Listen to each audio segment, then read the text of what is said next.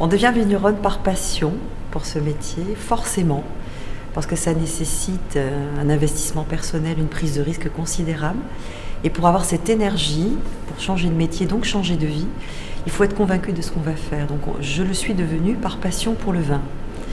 C'était un projet évident parce que j'ai rencontré ma vocation lorsque j'ai compris que j'étais faite pour être vigneronne. Donc après, plus rien ne pouvait m'arrêter.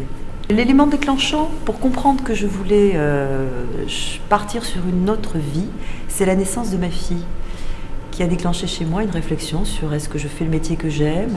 La réponse était non. Et après, le métier que j'exerçais, j'étais banquière dans une zone très rurale, très agricole. Je me suis aperçue que le métier de vigneron était un métier magnifique, qui était accessible aux femmes parce qu'il est mécanisé. Et donc j'ai compris que c'était une voie que je pouvais essayer d'emprunter. Je suis retournée à l'école, évidemment. Et là, ça a été une évidence. C'était vraiment la voie que je devais choisir. Donc c'est un cheminement, mais à chaque étape, j'avais la confirmation que j'étais sur le bon chemin. Et j'ai basculé le jour où j'ai signé l'achat du domaine.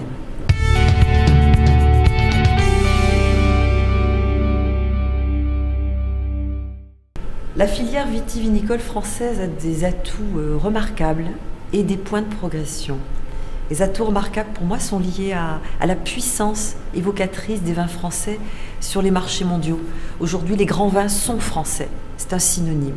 Et les terroirs français sont référents dans le monde entier.